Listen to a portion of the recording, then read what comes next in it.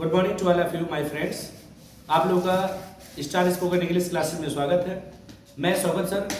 जैसा कि आप जानते हैं कि आज आपको लिए एक इम्पोर्टेंट वीडियो लेकर आए हैं, वो भी मॉडल्स, इम्पोर्टेंट मॉडल्स, जिस मॉडल्स के लिए लोग तरसते हैं। इम्पोर्टेंट मॉडल इसलिए है क्योंकि टेंस एक सीमित है, मॉडल सीमित नहीं है, कोई लिमिट नहीं है मॉडल्स का। इसलिए आज आपको मॉडल लेकर आए हैं, इंपॉर्टेंट मॉडल्स, जिसकी सहायता से आप शानदार तरीके से अंग्रेजी बना सकते हैं और अंग्रेजी बोल सकते हैं। आप अच्छे से जानते भी हैं, हमारे यहाँ छोटे छोटे लड़के अंग्रेजी बोल लेते हैं। क्यों बोल लेते हैं? जब ये छोटे छोटे बोल सकते हैं तो आप क्यों नहीं बोल सकते? बस सही जगह पे तो आइए। जिस दिन सही जगह पे आ जाएंगे उस दिन अंग्रेजी बोलवाना मेरी गारंटी है। आपको 3 महीने के अंदर अंग्रेजी बोलवा के छोड़ेंगे। बस सही जगह सही पहचान आपको होनी चाहिए। तो चलिए बिना अधिक समय लिए लेके चलते हैं अपने मॉडल्स पे। तो मेरा आज का मॉडल्स है हैज टू और हैव टू। आज का मॉडल्स क्या है? हैज टू और हैव टू। देखिए, हैज टू और हैव टू जिसका पहचान होता है ना है या ना पड़ता है। जब कभी भी जिस किसी हिंदी वाक्य के अंत में ना है या ना पड़ता है आए तो उस समय हम हैज टू और हैव टू का प्रयोग करते हैं। तो इस तरीके से हमारे 5 सेंटेंसेस बनते हैं हैज टू और हैव टू के। वो क्या होते हैं 5? अफर्मेटिव के बनते हैं, नेगेटिव के इंट्रोगेटिव, इंट्रोगेटिव प्लस नेगेटिव और question word type of sentences. ये 5 सेंटेंसेस बनते हैं। जब अंग्रेजी बोलने की जरूरत पड़ती है तो जुबान हकलाने लगता है, स्टैमरिंग करने लगता है जुबान, उस समय दिक्कत होती है कि काश में मॉडल पढ़ लिया होता। तो मॉडल बहुत जरूरी है आपके लिए। तो इस मॉडल का एग्जांपल लेकर चलते हैं। सबसे पहले स्टार्ट करते हैं अफर्मेटिव सेंटेंस से कि कैसे इस स्ट्रक्चर को आप बना सकते हैं। तो पहला हमारा देखते हैं,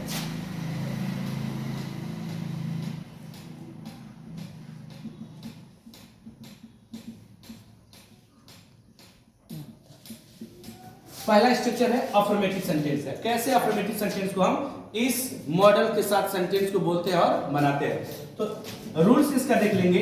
इस रूल के हिसाब से हम इस सेंटेंस को बनाएंगे।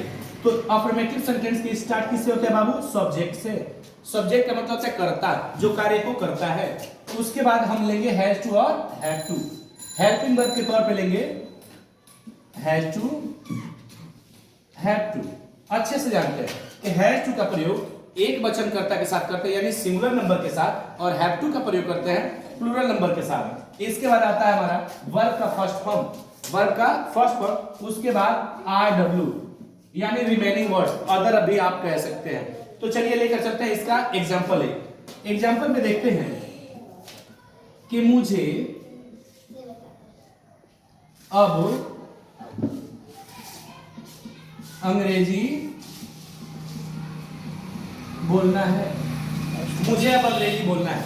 देख सकते हैं in the end of sentence ना है, यानी वाक्य के अंत में क्या है? ना है।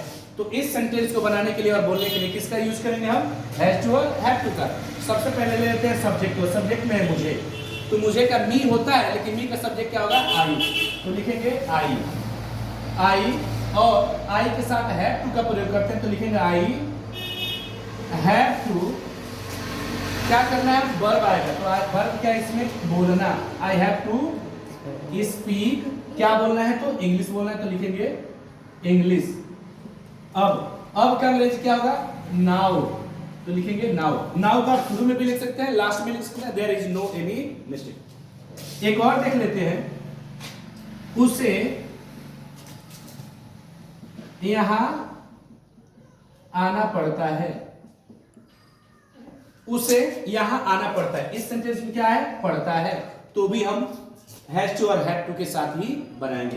देखेंगे यहाँ पे सब्जेक्ट सिंगुलर है, ये उसे का इंग्लिश होगा हिम, लेकिन उसका सब्जेक्ट होगा ही, तो लिखेंगे ही, और ही के साथ has to, he has to. अब उसके बाद क्या आता है आपका? वर्ब आ गया। तो वर्ब है इसमें क्या? आना। आना का होता है कम। अब कहां आना? तो यहां। यहां का अंग्रेजी हो जाएगा हियर। तो इस तरीके से ये अफर्मेटिव सेंटेंस का आप देख सकते हैं कि हैज टू और हैव टू का अफर्मेटिव सेंटेंस में कैसे बनाते हैं। तो आपके लिए एक वर्क देते हैं, इस सेंटेंस को आपको बनाकर दिखाना है और अगले वीडियो में इस सेंटेंस को बनाकर मुझे बताएंगे। मेरा सेंटेंस है कि आपको यह कार्य